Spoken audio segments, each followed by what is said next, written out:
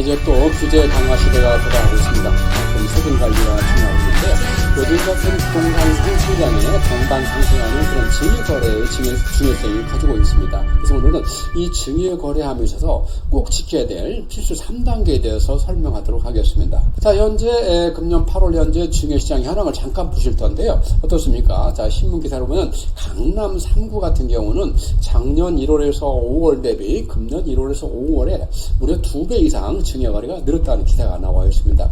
특히 서초구 같은 경우는 무려 같은 기간에 284% 증가했다는 거예요. 그야말로 폭발적인 증가다 이렇게 말씀드릴 수 있겠습니다. 반면에 지금 현재 시장을 뒤흔들고 있는 6.27 대책 이후 어떻습니까? 자, 6.27 대책 이후에도 금년 7월 1일부터 7월 25일 사이에 작년 대비 37% 증가율을 보이고 있는 것입니다. 결국은 강남 3구를 중심으로 해서 증여거래가 상당히 폭발적으로 증가하고 있다 이렇게 말씀드려볼 수 있는데요. 저는 이제 금년 12월 12일에 이런 증상을 느끼고 다시 보는 증여율총 해가지고 증여 관련 탑10 질문에 대해서 안내하는 방송 한 적이 있습니다. 궁금하신 사항이 있으면은 방송 참고하시기 바라겠고요. 자, 그 다음에 이제 우리가 국내 시장을 볼 때 꼭 우리가 염두에 고려해야 될 요소가 있습니다. 규제가 강화됨에 따라서 어떤 형태의 규제가 나올 것인지 그 영향은 어떨 것인지 이런 걸 우리가 항상 염두에 두고 대응책을 마련해가야 되는데요. 그 한 5가지만 말씀드리면은 첫 번째는 규제 지역의 확대 지역입니다. 우리가 규제 지역이 지정되면 어떻게 됩니까? 대출, 청약, 세금 전 부분이 그야말로 부담력에 장애가 생기는 거죠. 거래, 세금 늘어나거나 자격이 없어지거나 여러 가지 형태의 우리가 불리한 점이 생기기 때문에 그런 걸 꼭 염두에 둘 필요가 있습니다.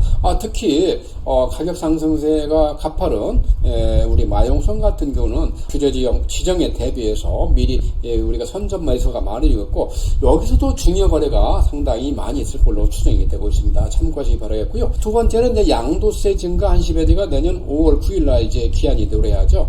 지금쯤 정부에서 이 향방에 대해서 언급이 있어야 되는데 전혀 언급이 없는 거예요. 그럼 무슨 의미일까요? 자, 전략적 침묵을 선택함으로써 시장 참가자를 압박을 가하겠다는 건데 우리 시장 참가자는 여기에 대응해서 이것은 철폐될 수도 있어. 이제는 다 양도세 증가 제도가 시행될 수 있어. 이런 시나리오를 가지고 대응책을 꾸며나갈 필요가 있다 하겠습니다. 자, 세 번째는 이제 공정시장가액 비율 상향이죠. 이것도 지난 2주 전에 이제 방송해드린 적이 있는데 이 공정시장가액 비율을 현재 60%에서 80%로 인상하면은 종부세가 50% 이상 증가한다는 것입니다. 그야말로 폭발적으로 증가하는 것이죠. 여기에 대해서 이제 공시가격이 현실화일까지 현재 68%를 75%나 80%를 올리면은 이 종부세는 그야말로 폭탄이 되어 돌아오는 것이죠. 또 하나 빠뜨리면 안 되죠.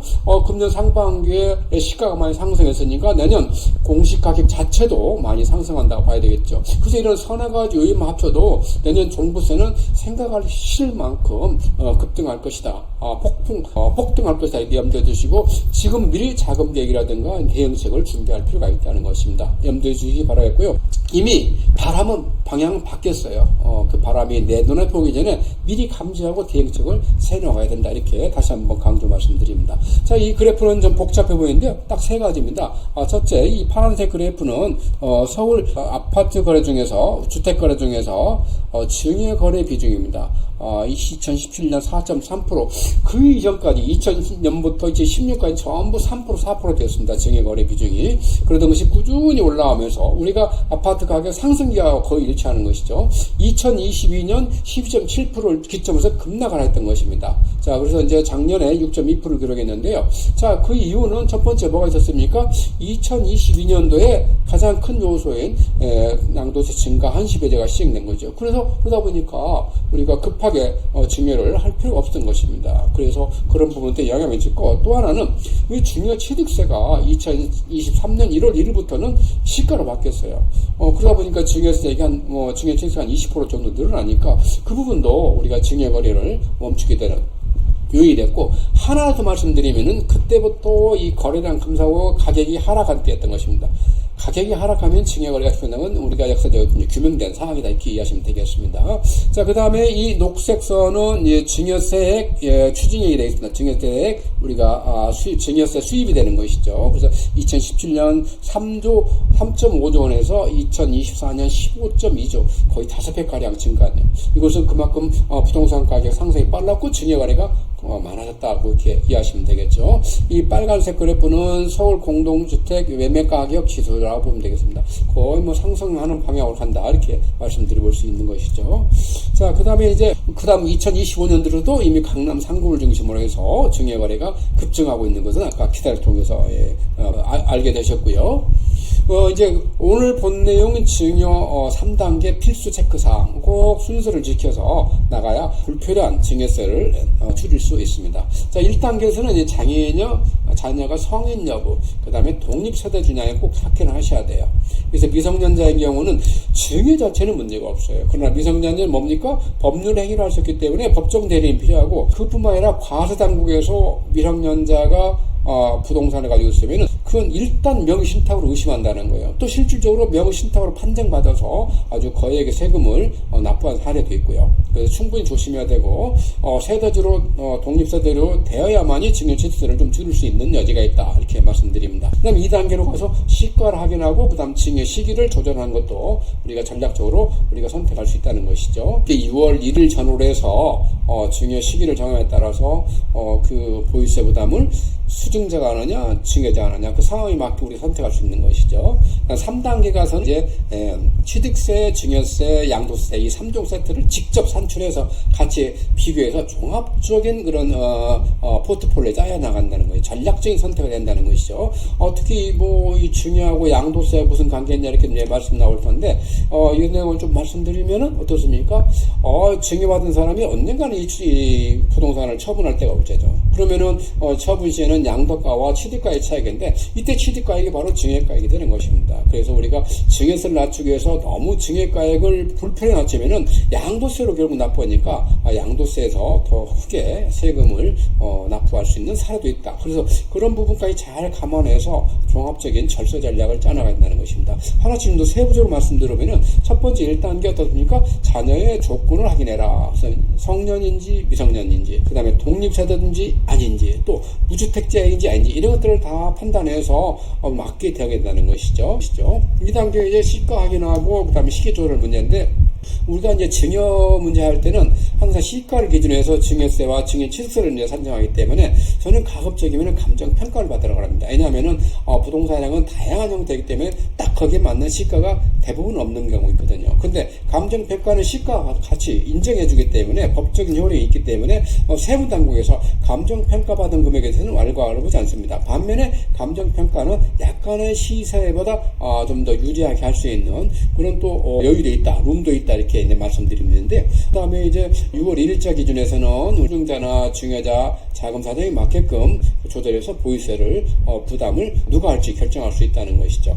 자, 이제 3단계 가서는 3종 세금 세트, 취득세, 증여세, 양도세 세 가지 세금을 꼭 같이 산출해서 어떻게 하는 것이 절세 전략의 최적인지를 종합적으로 살펴야 된다는 것이죠.